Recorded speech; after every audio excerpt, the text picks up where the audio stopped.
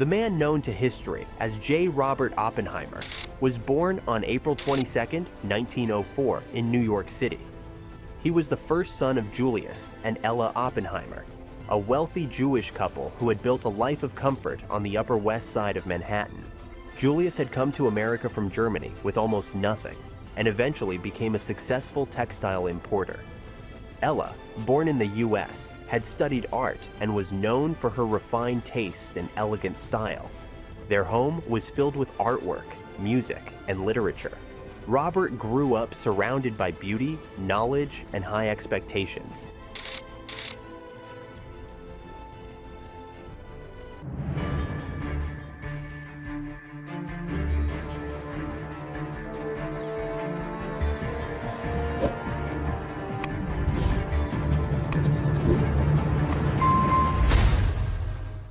From a very young age, Robert showed signs of intense intelligence.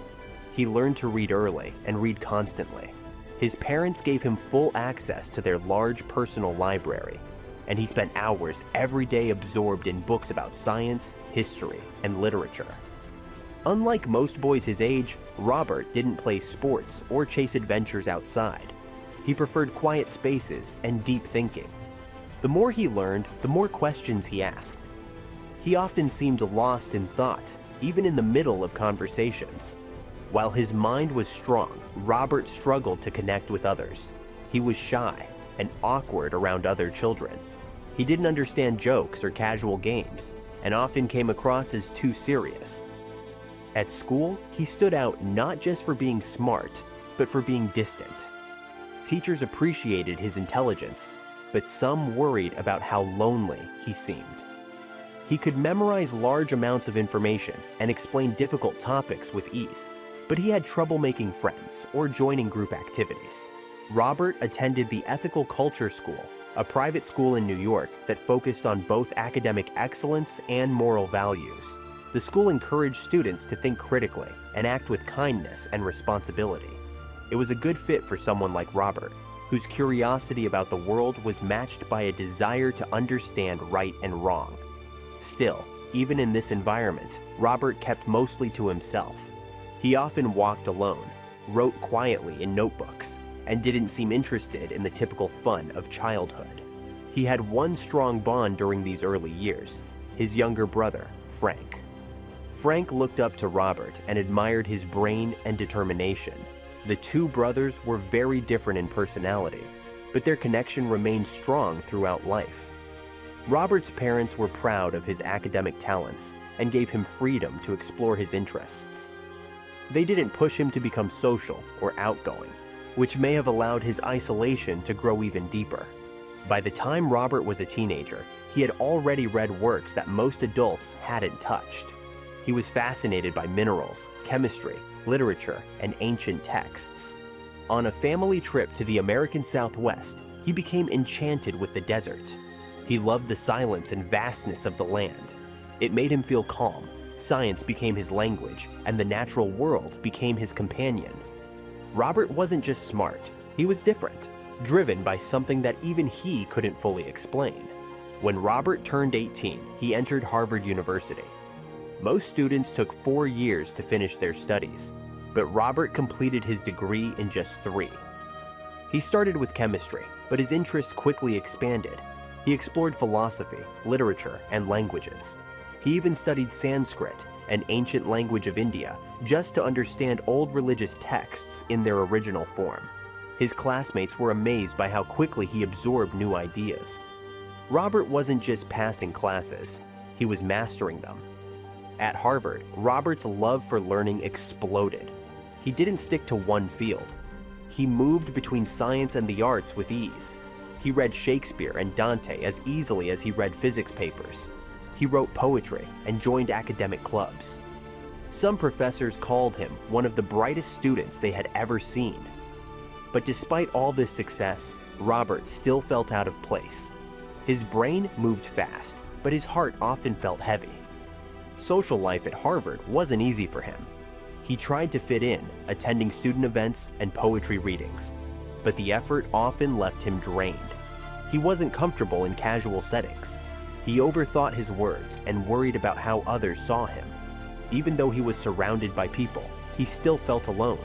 He wrote letters to his family, describing moments of joy and also deep sadness. He wanted to belong, but didn't know how. He began pushing himself harder than ever. He loaded his schedule with classes, barely slept, and rarely relaxed. He would skip meals to study longer. He wasn't just trying to succeed, he was trying to prove something to himself. Some believe he feared being ordinary. He wanted his life to matter, and the only way he knew how to reach that goal was through his mind. He didn't care about fame or money. He wanted to understand things that most people never questioned. Despite the pressure he placed on himself, Robert did well. He earned high grades, praise from professors, and a reputation as a rising academic star. But there was a cost. His health began to suffer. He became more anxious and restless. The more he learned, the more he felt the need to learn even more. Harvard didn't break him, but it didn't heal him either. It gave him tools and direction, but his deeper struggles remained. By 1925, Robert had earned his degree in chemistry, but his heart had already moved toward physics. He knew that the greatest changes in science were happening not in America, but in Europe. He set his sights on Germany, where the world's top physicists were gathering. He was ready to take the next step, even if it meant walking further into loneliness. In 1926, Robert traveled to Göttingen, Germany to study theoretical physics under Max Born, one of the most respected scientists in the world. This was a place where many of the world's top thinkers were gathered. Names like Werner Heisenberg and Niels Bohr were shaping new ideas about how the universe worked. Robert was eager to be part of it. He quickly made an impression with his sharp thinking and creative approach to problems. Under Born's guidance, Robert co-authored a scientific paper that introduced the Born-Oppenheimer approximation. This work helped scientists understand how atoms move inside molecules, and it became a basic idea in quantum chemistry. It was a huge achievement for someone so young. Robert was finally contributing to science at the highest level. But behind the success, his personal life was full of pain. Robert suffered from serious emotional problems during this time. He had deep mood swings and long periods of sadness. At one point, he became so upset with a tutor that he tried to poison the man's apple.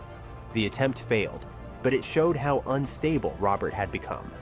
Friends and mentors grew concerned about his behavior. Some wanted him to leave the program. Others tried to support him through his dark periods. Despite these challenges, Robert continued to learn and grow. He picked up languages, joined scientific debates, and even developed a more refined sense of style. He began dressing more sharply and speaking with confidence. Some people were drawn to his passion and strange charm. Others found him hard to read, but everyone noticed him. He had a presence that couldn't be ignored. His letters from this time reveal a man torn between brilliance and despair. He wrote about feeling lonely and lost. Even as he earned praise for his work, he sometimes talked about ending his life, only to change the subject in the next sentence. His mind was a storm, full of energy and confusion. Science gave him purpose, but not peace. When he finished his time in Göttingen, Robert had made his mark. He had learned from the best, contributed new knowledge, and gained respect. But he had also walked close to the edge of emotional collapse. He returned to America with new skills, a growing name, and a mind still searching for balance. After Germany, Robert spent more time in Europe, visiting places like Cambridge in England and Leiden in the Netherlands. These cities were home to some of the world's best scientists. He worked with leaders in quantum mechanics, including Paul Dirac and Wolfgang Pauli. Each new place added to his knowledge and deepened his thinking. He wasn't just learning formulas, he was trying to understand the laws that governed all things. But even among great minds, Robert stood out. He saw patterns others missed. He asked questions no one had thought to ask. At the same time, he continued to struggle emotionally. He often doubted himself and his worth. In letters, he would praise his colleagues, then quickly say he felt like he didn't belong. He wanted to do something meaningful, but wasn't sure if he ever would. His passion for science was matched by a love for art and poetry. He quoted ancient texts during lectures and saw beauty in equations. He wasn't just a scientist, he was a thinker in every sense of the word. This made him appealing to students and dangerous to rivals. Some admired him. Others didn't trust his emotional intensity. But he kept moving forward. He also began teaching during this time. Even though he was still young, he mentored students and led small discussions. He pushed them hard, but made them believe in their own abilities. He didn't just want to teach facts. He wanted to teach wonder. His students saw someone who truly cared about ideas, even if he wasn't always easy to understand. By the end of the 1920s, Robert was no longer just a student. He was becoming a leader in his field. His name appeared in journals. His ideas sparked new research, but inside, he remained unsure. He had climbed so far, so fast, but the top still felt out of reach. He feared failure and questioned his path. He was becoming a theoretical physicist in the truest sense, one who explored not only the physical world, but also the space between knowledge and mystery. The more he learned, the more he realized how much remained unknown. Robert returned to the United States in the early 1930s. He accepted teaching positions at two major schools, the University of California at Berkeley and the California Institute of Technology, Caltech. Juggling both roles was a challenge, but he thrived under pressure. He had finally found a space where his ideas could grow freely. At Berkeley, his classroom became legendary. His lectures were fast, exciting, and full of strange energy. Students called him Oppie and admired how he made physics feel alive. He didn't use long slides or prepared notes. He talked straight from the mind, often solving problems live on the board. It wasn't always easy to follow, but students kept coming back. He attracted the best young minds, many of whom would go on to make major discoveries. He built a community of thinkers who challenged each other and supported bold ideas. Even though Robert was demanding, his students respected him. He didn't just teach science, he made them see its beauty and danger. Outside of the classroom, Robert became more social. He hosted dinners, read literature aloud, and joined conversations about politics and philosophy. He was no longer just the quiet, awkward boy from New York. He was becoming a public figure, a man who could inspire and lead. He also bought a small cabin in New Mexico, a place that reminded him of childhood travels. He went there to rest, ride horses, and watch the stars. The quiet helped him think clearly. It became a retreat from the stress of academic life. He would later return to this land for a much more serious reason. By 1936, Robert Oppenheimer had become one of America's most respected scientists. He was brilliant, driven, and complex. He had climbed out of childhood loneliness and into a place of power. But the path ahead would challenge him in ways he could not yet imagine. The story of the bomb hadn't started, but the man who would build it was almost ready. In the early 1930s, J. Robert Oppenheimer met a woman named Jean Tatlock. She was young, intelligent, and passionate about ideas. Jean was a medical student at Stanford, studying psychiatry, but she was also deeply involved in politics. She had joined the Communist Party, believing that real change could only come through strong political action. Oppenheimer was drawn to her immediately. Her words challenged him, and her intensity matched his own. For a man used to being the smartest in the room, Jean was someone who kept him on edge. Their relationship was intense from the beginning. They discussed politics, science, literature, and philosophy for hours. Jean introduced him to new ideas about justice and equality. He admired her spirit and courage, even if he didn't always agree. Their bond was emotional and intellectual, and it ran deep. But the relationship was also rocky. Oppenheimer's mood swings and emotional distance sometimes pushed Jean away. At times, she questioned if he could truly love anyone. Despite their differences, they kept coming back to each other. They would break up, only to reconnect again months later. Jeanne was someone Oppenheimer could never fully let go of. He once said she had touched something in him that no one else ever had. Even as he dated other women, Jeanne remained in his life, appearing and disappearing like a shadow. Their connection defied logic, but felt necessary to both of them. It was love, but it was also a mirror showing him who he really was. Jeanne's political activism brought risks. As a known member of the Communist Party, she was watched by the government. Anyone close to her became suspicious by association. Oppenheimer was aware of this, but he didn't stay away. He attended meetings with her, read the party literature she gave him, and sometimes donated to causes she supported. He was never an official member, but his name was now attached to people the US government viewed as dangerous. In 1943, during the early years of the Manhattan Project, Oppenheimer met with Jeanne in San Francisco. It was a brief, emotional visit. He knew it was risky, given his security status, but he went anyway. What they talked about remains unclear, but some believe Jeanne was still in love with him. Others believe she was already in deep despair. A year later, in 1944, Jeanne was found dead in her bathroom. Her death was ruled a suicide. Oppenheimer was devastated. Her death left a permanent scar on him. He never fully recovered. Those close to him said he became quieter, more withdrawn after she died. He blamed himself, though he never said so out loud. Jeanne was more than a lover. She was a reflection of his conscience, his doubts, and his fears.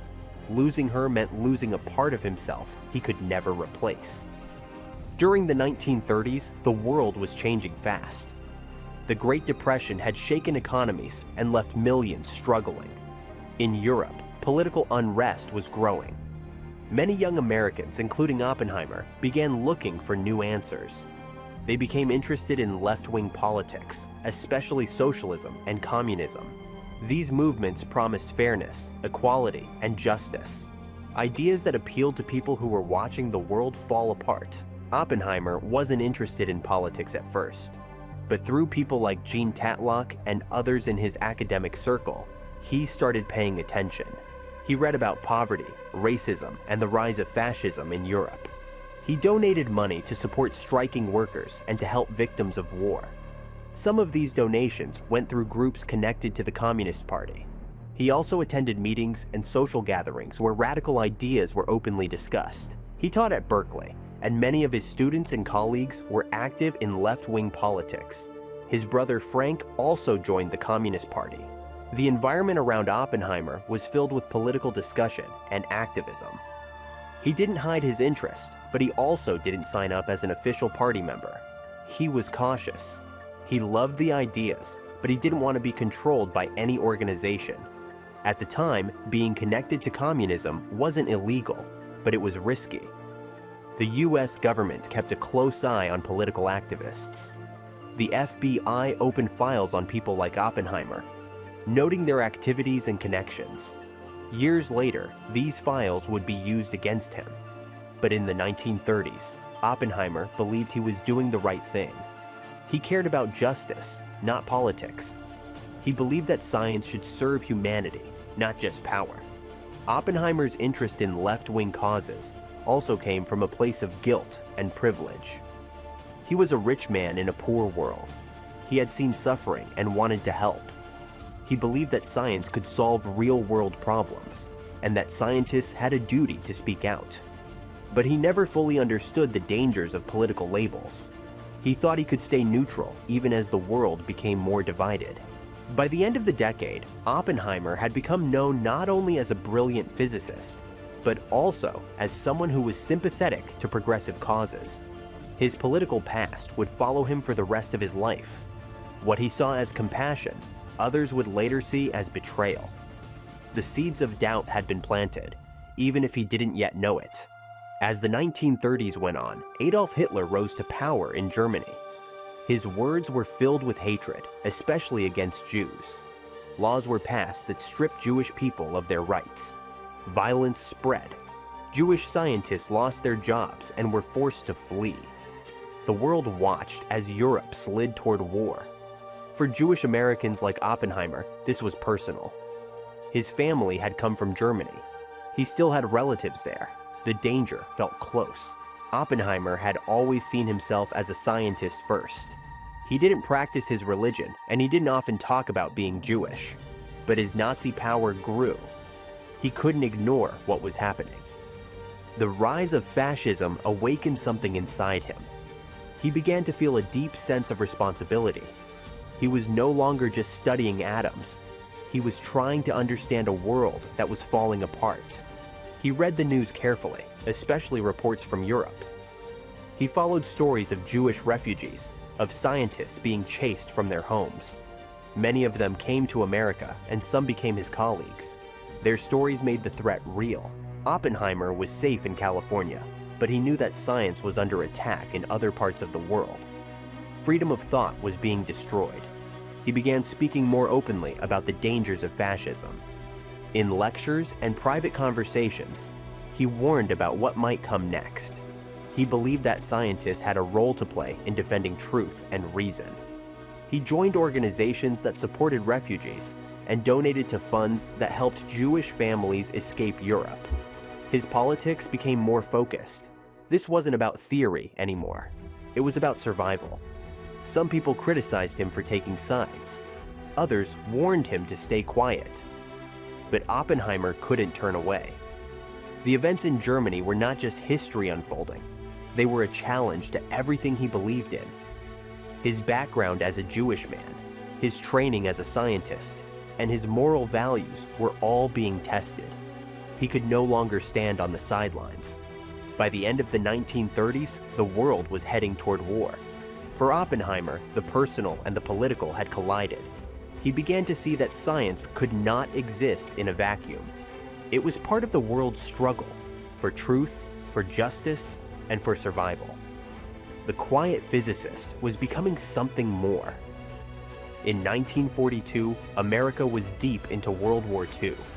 The government had received reports that Nazi scientists might be building a powerful new kind of weapon.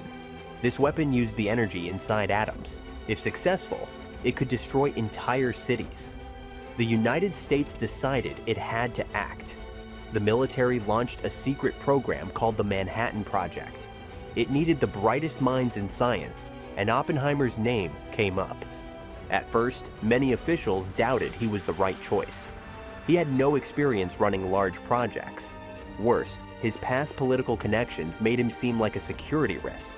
But General Leslie Groves, the military officer in charge of the project, saw something others didn't. He saw Oppenheimer's passion, intelligence, and leadership potential.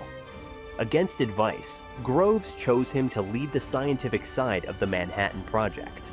Oppenheimer accepted the role, knowing it would change his life. He was now working directly with the military, helping to build the world's first atomic bomb. It was a huge responsibility. The project would bring together scientists from across the country. They would live and work in a secret city in New Mexico called Los Alamos. Everything was top secret. Families were relocated. Communication with the outside world was cut off. Despite the risks, Oppenheimer threw himself into the job. He helped design the labs, recruit the scientists, and organize the research. He wasn't just managing the project, he was its heart. Scientists who joined the team were surprised by how focused and effective he was. He asked the right questions and pushed for answers. He inspired others to believe the impossible was within reach. But his past never disappeared. The FBI watched him closely. His conversations were recorded. Every visitor he received was logged. Groves defended him, but doubts remained. Oppenheimer knew he was walking a fine line. One mistake could end his career. Still, he continued. The work was too important. He believed that defeating Hitler came first. By late 1943, the Manhattan Project was fully underway. Oppenheimer was now at the center of the most secret, most dangerous scientific effort in history. He had gone from classroom theorist to military asset. The transition was complete, but something inside him had begun to shift. As the project moved forward, Oppenheimer began to feel torn. He was a man of science, someone who had spent his life studying the smallest parts of nature. Now he was helping to create a weapon that could destroy cities in seconds. He had once quoted poetry in lectures. Now he was reading blueprints for bombs. The contrast was sharp, and it didn't sit well with him. He told close friends that he was having doubts. He believed the bomb was necessary to stop the Nazis, but he worried about what would come after. What if the war ended and the bomb was still used? What if it sparked a new kind of arms race? These questions haunted him. But he didn't stop. The project had momentum, and he felt trapped inside it. He also struggled with the secrecy. Scientists at Los Alamos couldn't talk to anyone outside. They lived under military rules, watched by guards, and fenced inside the desert. Oppenheimer tried to protect their freedom, but the pressure from the top was constant. Every decision felt like a test. Every step forward made him wonder if they were going too far. At night, he would sometimes walk alone in the desert, staring at the stars. He remembered his childhood fascination with nature. He thought about Jen Tatlock, about the world she had wanted to change. He thought about the people he had lost and the people he might be helping to kill. The burden was growing heavier. Still, he pressed on. He told himself that stopping Hitler was worth the cost. He believed that if he didn't help, someone else would. And maybe they wouldn't care about the moral questions. Maybe they wouldn't think twice. That idea scared him even more than the bomb itself. By the end of 1944, Oppenheimer was no longer just a physicist. He was a man caught between duty and doubt, between science and destruction. The weight of what he was building had started to change him. The contradictions were no longer hidden. They were right in front of him, staring him in the face. In 1943, the United States military began building a secret research center in the middle of the New Mexico desert. The location was remote, quiet, and far from curious eyes. It was called Los Alamos, and it would become the heart of the Manhattan Project. J. Robert Oppenheimer was chosen to lead the scientific effort, a decision that surprised many. He had never managed a large team before, but General Leslie Groves believed in him. Together, they would create a place like no other. Los Alamos was more than just a laboratory. It was a full community, built from the ground up. Scientists moved there with their families. Barracks, homes, schools, and dining halls were quickly constructed. Everything was surrounded by barbed wire fences and military guards. There were no telephones and no contact with the outside world. Secrecy was absolute. The people who came to work there had to leave their old lives behind. Once inside, they became part of something bigger and more dangerous. For many, life at Los Alamos was both exciting and frustrating. They were doing the most important work of their careers, but they were also isolated and constantly watched. Scientists who had once worked freely at universities now had to follow strict military rules. Families couldn't share details, and children were told not to ask questions. Despite these restrictions, people adjusted. They formed friendships, held dances, and even put on plays. It was a strange mix of science and small-town life. Oppenheimer helped shape the culture of Los Alamos. He knew the project needed more than labs and equipment. It needed a sense of mission. He gave passionate talks, reminding the scientists why they were there. He brought people together and made them feel like part of a team. At the same time, he pushed them hard. He wanted results and didn't tolerate laziness or delay. He set the tone with his own long hours and relentless focus. The scale of the project was massive.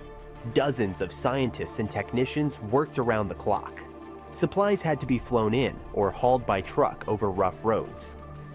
The desert heat was brutal in the summer, and the winters were bitter. Still, progress was made. Laboratories were filled with experiments, chalkboards with equations, and minds with questions. Los Alamos began to buzz with energy, even if no one outside knew it existed. By the end of 1943, Los Alamos was fully operational. The people there didn't know if their work would succeed, but they believed it might. The world outside continued to fight a global war. Inside the fences, Oppenheimer and his team were racing against time. They weren't building just a bomb. They were building history, piece by piece, in the heart of the desert. The team at Los Alamos included some of the most brilliant scientists in the world. Names like Richard Feynman, Edward Teller, and Niels Bohr were among them. These men had made major discoveries in physics, and now they were being asked to do something completely new. Oppenheimer had a gift for gathering talent. He saw potential in people and knew how to bring them together. But managing such brilliant minds was never easy. Oppenheimer became known as Oppie among the scientists. The nickname reflected a strange mix of respect and affection. He wasn't just their boss, he was a presence, someone who made people want to think harder and work longer. He remembered everyone's name, even the lab assistants. He listened carefully and spoke with clarity. He made people feel like they mattered. That ability turned out to be one of his greatest strengths. He held regular meetings where ideas were debated openly. No question was too small, and no opinion was dismissed without thought. These meetings became the brain of Los Alamos, where problems were solved and breakthroughs made. Oppenheimer guided these discussions with a sharp mind and a steady hand. He let people argue, but he always knew when to move things forward. He balanced intellect with leadership. Still, tensions were common. Strong minds clashed often. Some scientists were impatient, others too cautious. Personalities clashed over details and direction. Oppenheimer had to manage egos as much as equations. He often found himself caught between opposing views, trying to find a middle ground. It was exhausting work, but he handled it with surprising grace. He knew that conflict was part of progress. One of his biggest challenges was Edward Teller. Teller was brilliant but difficult. He had his own ideas about what the project should focus on. While others worked on the atomic bomb, Teller became obsessed with a new idea, a bomb even more powerful, using hydrogen instead of uranium or plutonium. Oppenheimer listened, but he didn't want to shift focus. The atomic bomb came first. Teller didn't agree, and their relationship became strained. Despite these challenges, Oppenheimer held the team together. He didn't let the differences break the mission. He kept the vision clear and the goals sharp. He believed that every scientist, no matter how difficult, had something to contribute. His leadership style wasn't based on control. It was based on inspiration. At Los Alamos, he wasn't just a physicist anymore. He had become something much bigger. The science behind the atomic bomb was complex and full of unknowns. The team had to figure out how to split atoms in a controlled way that released massive energy. They started with uranium, which they knew could create a chain reaction. But uranium was rare and hard to purify, so they turned to plutonium, a man-made element that offered more promise. But plutonium brought new challenges that no one had solved before. One major problem was how to trigger the bomb. The uranium bomb could be made using a simpler design, where two pieces were slammed together to start the reaction. But plutonium didn't work that way. If it was brought together too slowly, it would fizzle out instead of explode. The scientists had to invent a whole new method. They came up with the idea of implosion, using carefully timed explosives to squeeze the plutonium into a critical mass. Designing the implosion system became one of the biggest challenges of the entire project. The timing had to be exact. Even a tiny mistake could ruin the explosion. Engineers and physicists worked day and night, building and testing prototypes. They used high-speed cameras, shape charges, and advanced math to make it work. Every test brought them closer, but success was never guaranteed. Meanwhile, work continued in other areas. Chemists figured out how to purify materials. Engineers built special equipment to measure radiation and pressure. Mathematicians ran calculations that filled blackboards and notebooks. The entire project was like a giant puzzle, with thousands of pieces coming together. Oppenheimer kept track of all of it. He moved from lab to lab, asking questions, offering suggestions, and pushing for results. Each breakthrough felt like a victory. When the implosion method finally worked in tests, there was both joy and fear. The team had created something powerful, something real. They knew what it meant. They were no longer working on theory. They were building a weapon that could change the world. The pressure grew heavier with every step forward. By the end of 1944, most of the bomb design was complete. The final parts were being prepared for a test. The scientists had done what many thought was impossible. They had taken the tiniest pieces of matter and turned them into the most powerful weapon ever imagined. It was a triumph of science, but it also marked the beginning of a new kind of fear. As progress continued, the atmosphere at Los Alamos began to change. The excitement of discovery gave way to stress, suspicion, and secrecy. People became more guarded. The government was worried about spies. They believed other countries, especially the Soviet Union, might be trying to steal the secrets of the bomb. Security was tightened. Background checks were repeated. Trust began to crack. Scientists who once worked freely now watched their words. Some felt the pressure more than others. Those with past political ties, like Oppenheimer, were watched even more closely. Every meeting, every letter, every visitor raised questions. The walls seemed to close in. The joy of science was slowly being replaced by the fear of betrayal. It wasn't just about the enemy outside. It was about the enemy within. Edward Teller added to the tension. He continued pushing for work on the hydrogen bomb, which he believed would be the next step. But Oppenheimer disagreed. He believed they should finish the atomic bomb first and consider the consequences. Teller saw this as a lack of vision. Their arguments grew more personal. Teller felt ignored. Oppenheimer felt challenged. Their feud became one of the most famous within the project. Other scientists began to question the project itself. As the bomb neared completion, they asked hard questions. Would it be used? Should it be used? Was there any way to stop it now? Some wanted to send a letter to President Truman asking him to consider a demonstration instead of a real attack. Oppenheimer listened, but didn't support the letter. He said the decision was up to the government, not the scientists. Meanwhile, military leaders grew impatient. They wanted results. They pushed the scientists to work faster, test sooner, and ask fewer questions. Oppenheimer was caught in the middle. He understood the military's urgency, but he also understood his team's concerns. He tried to balance both, but it was never easy. Every choice came with risk. Every delay came with consequences. By early 1945, Los Alamos was a place of high stress and deep uncertainty. People had given years of their lives to the project, but few knew what would happen next. They had built a bomb, but they had also built a wall between themselves and the world outside. Oppenheimer, once the spark of inspiration, now found himself at the center of doubt. As the final stages of the project approached, Oppenheimer began to change. The man who had once inspired so many with his vision now seemed quieter, more withdrawn. He spent long hours walking alone, thinking about what was coming. The closer the bomb came to being real, the more questions filled his mind. He had built something powerful, but now he had to face what it might do.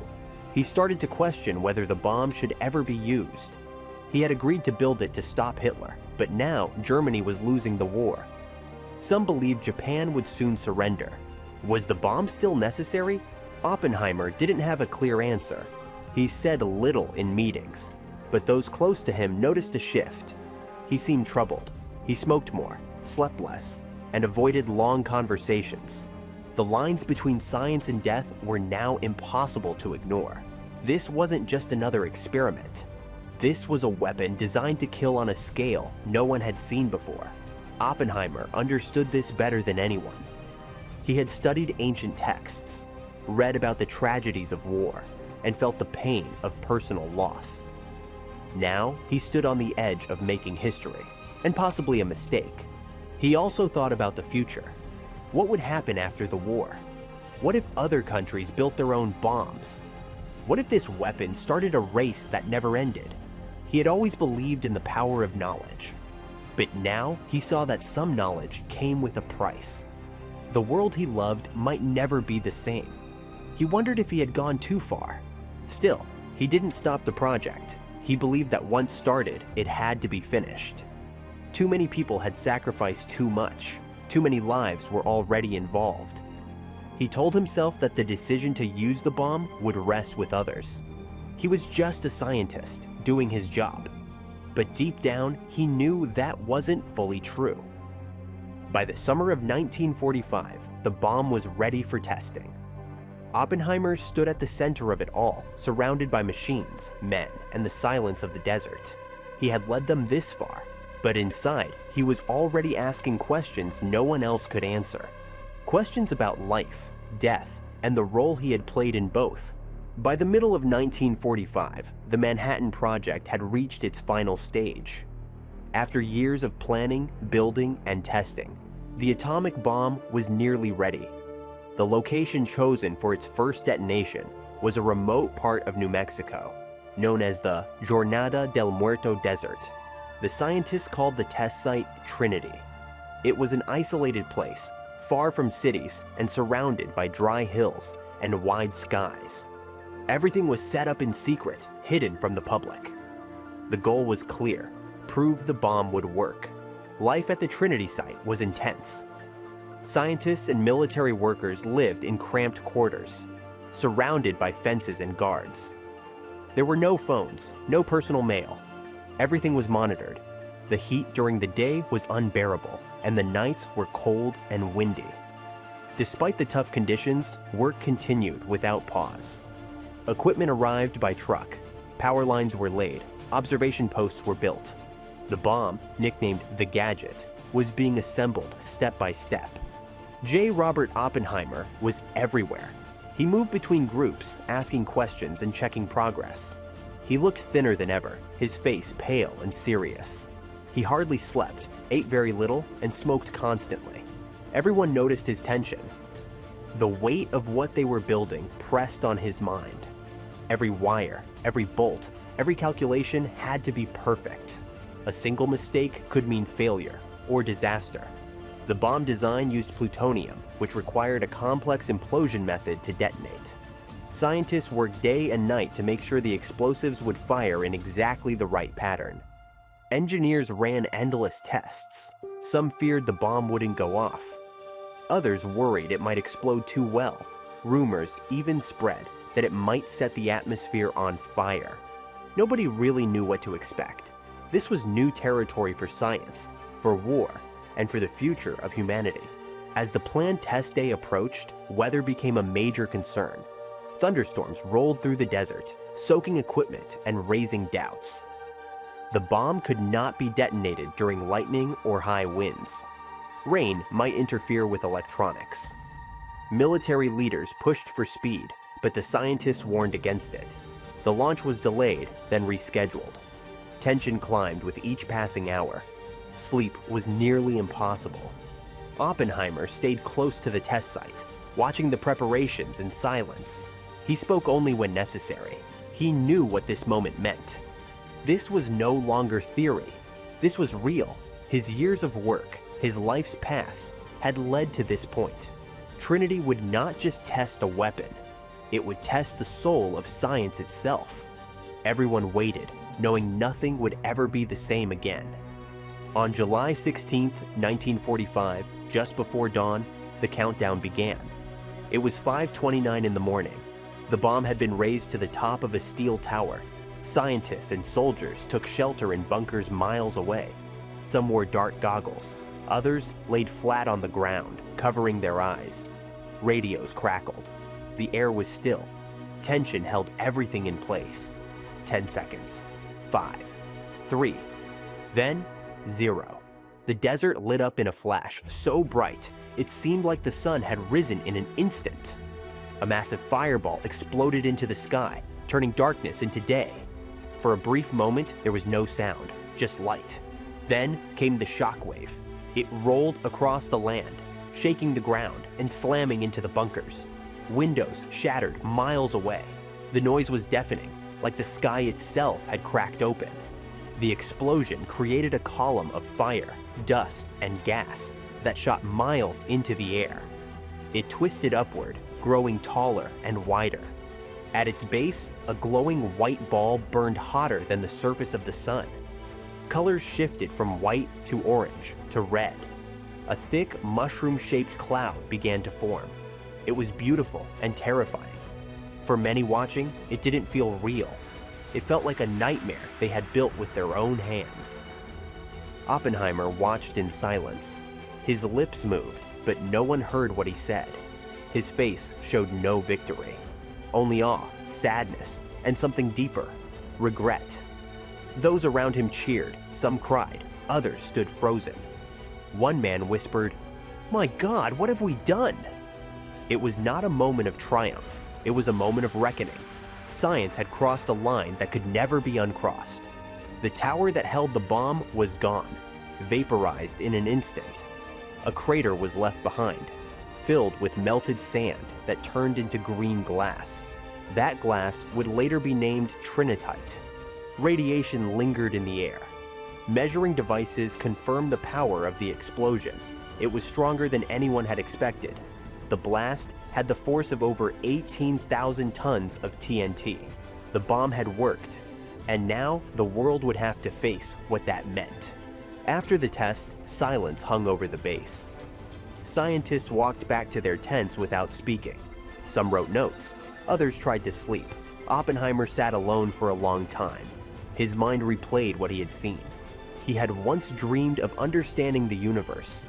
Now, he had helped build a tool that could end it. The explosion had changed more than physics, it had changed the future. In the hours after the test, Oppenheimer struggled to find words. Reporters were not there. The press knew nothing yet. But among the scientists, stories started to spread. They said Oppenheimer had quoted the Bhagavad Gita, an ancient Hindu scripture. The words were, "Now I am become death, the destroyer of worlds." Whether he spoke them out loud or only to himself, no one was sure. But the quote stuck. He had studied the Gita years earlier, fascinated by its meaning. The phrase came from a scene where a warrior is urged to fulfill his duty, no matter the cost. For Oppenheimer, it captured the moment. The bomb had worked, science had succeeded, but at what cost? It wasn't just energy that had been released. It was something deeper, something spiritual and frightening. Not everyone at Los Alamos felt the same. Some were proud. They had beaten the odds. They had ended a war before it ended them. Others felt confused.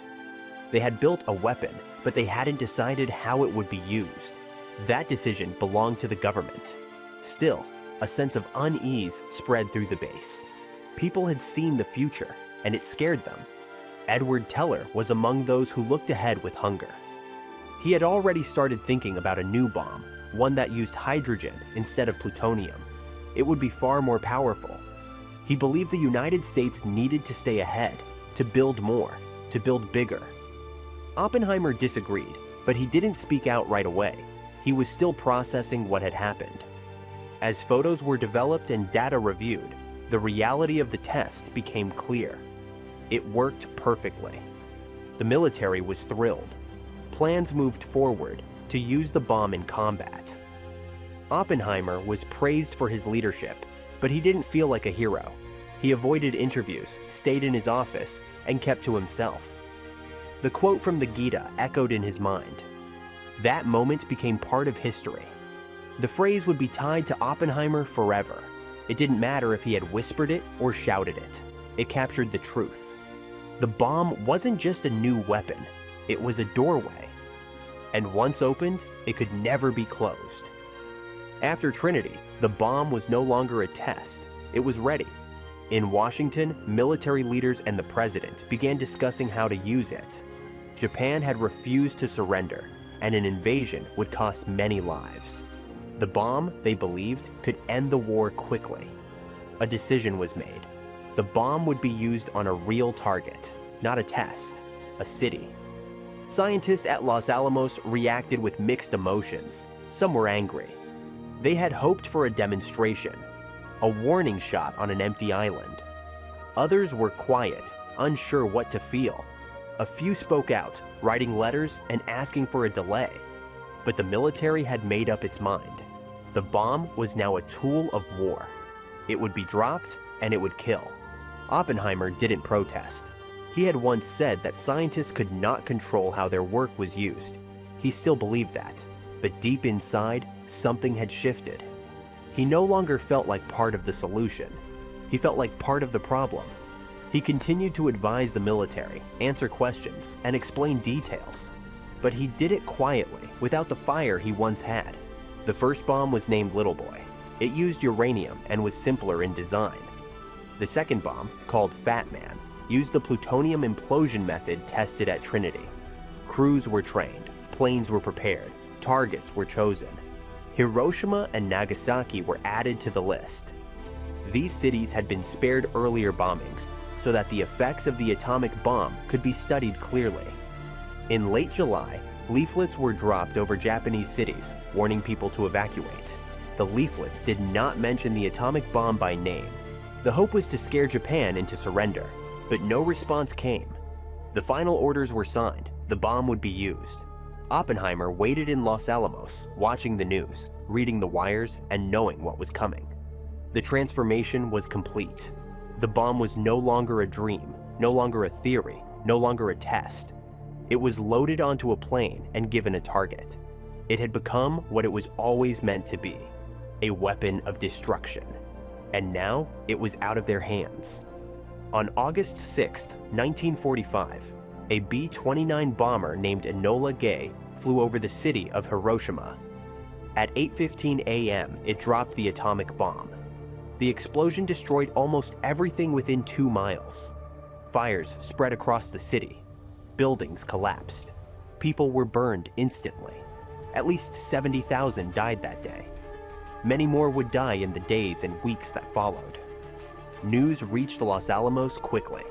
Radios reported the success. Officials praised the mission. But inside the lab, reactions were different. Some people clapped, others cried, many stayed silent. They had built the bomb. Now they had seen what it could do. There was no joy, only shock. Oppenheimer heard the news and said nothing. 3 days later, on August 9th, a second bomb was dropped on Nagasaki. The destruction was just as brutal. Over 40,000 people died instantly. Hospitals were destroyed. Families were gone. Survivors described the sky turning white, the heat boiling skin, and buildings vanishing in seconds. The horror was beyond imagination. Japan surrendered 6 days later. The war was over. Celebrations erupted across the United States. Soldiers returned home. Streets filled with parades. But in Los Alamos, the mood was quiet. Scientists looked at their hands and wondered what they had made. Some left the project, others tried to forget. A few began speaking out, warning of what might come next. Oppenheimer was invited to meet President Truman. During the meeting, he told the president, "Mr. President, I feel I have blood on my hands." Truman was not pleased. He later told his staff that he never wanted to see Oppenheimer again. The man who had helped end the war was now seen as a problem. His doubts were not welcome. The genie was out. The atomic bomb had changed the world. It had ended a war and started a new era. Oppenheimer had led the way. Now he would have to live with what came next. His story was far from over. But the moment of fire had passed. The silence that followed would be even louder. After World War II, Robert Oppenheimer became a national icon. He was the man behind the atomic bomb, a figure the media celebrated. His face was on magazine covers, and newspapers called him a genius. People invited him to speak at prestigious places like Harvard and Yale.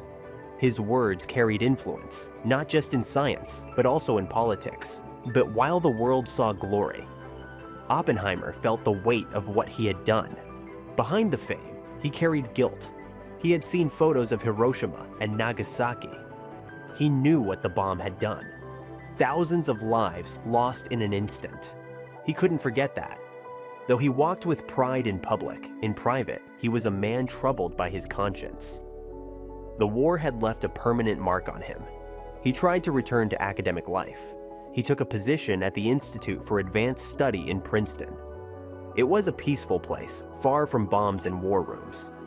There, he met other top thinkers, like Albert Einstein. They talked about philosophy, science, and the future. But even in this peaceful environment, Oppenheimer couldn't escape his past. His mind kept returning to the bomb. People still asked about nuclear weapons. Even though he was no longer in government, his opinion mattered. Reporters, politicians, and military officers all wanted his views. But his answers were no longer clear or simple. He spoke cautiously, weighing his words. He was no longer a man of certainty. The power of the bomb had made him question everything. He began giving public talks warning about the dangers of nuclear arms. He said the world needed cooperation, not an arms race. He told audiences that science must serve humanity, not destroy it. Some people admired his honesty. Others called him weak or naive. They didn't understand how deeply the bomb had changed him. As the Cold War began, Oppenheimer's public image started to shift. Washington insiders whispered about his changing views. The government no longer saw him as just a scientist. They saw him as someone who might stand in the way. The man once trusted with the nation's biggest secret was now becoming a question mark. In 1949, America got a shock.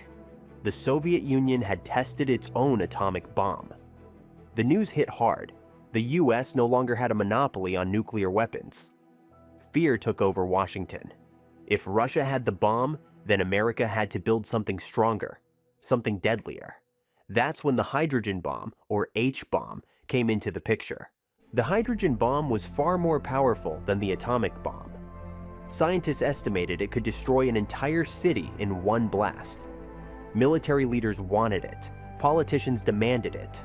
The Cold War was getting colder. Everyone was looking for the next big weapon. But Oppenheimer didn't agree with this path. He believed it was a dangerous step.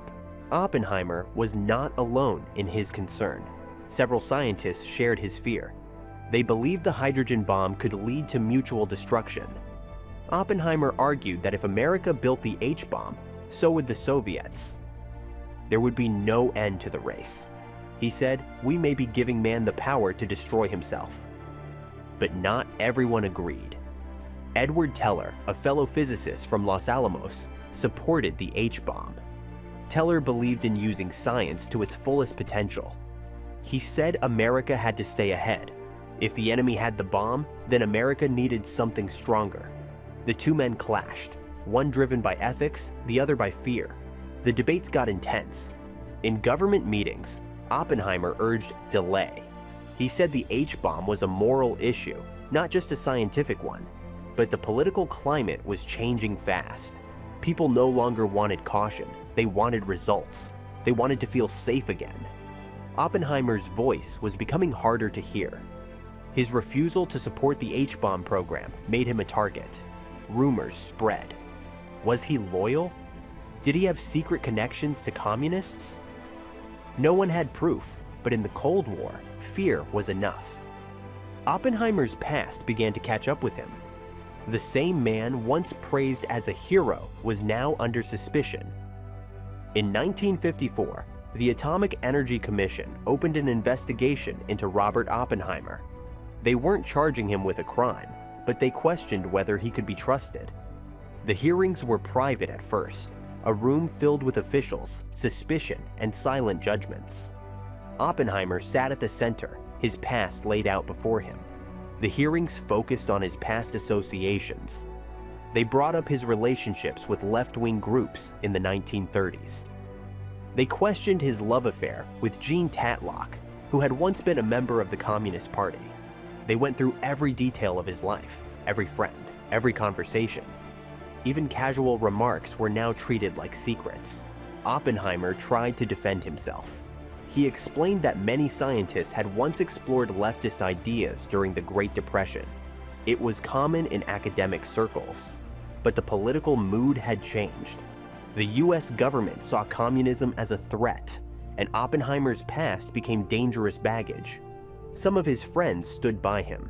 They testified in his favor, saying he was loyal and honest. But others turned away. The most painful blow came from Edward Teller. When asked if Oppenheimer should hold security clearance, Teller said no. His words were short, but they carried weight. That moment was like a knife. The hearings weren't just about facts. They were about fear, reputation, and power.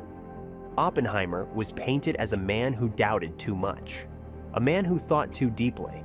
In the Cold War, that was dangerous. The final decision was brutal. His security clearance was revoked. He could no longer work with the government. He left the hearing room defeated, not physically, but emotionally. The scientist who once stood at the center of America's power was now cast aside. His contributions were forgotten. His name was stained. He returned to Princeton, but he was never the same. After the hearings, Oppenheimer's world became smaller. People who once praised him now avoided him. Friends disappeared, invitations stopped, the media turned cold. In a country obsessed with loyalty, Oppenheimer was now marked as questionable. The betrayal didn't come all at once. It came slowly, painfully. He kept teaching, but the fire was gone.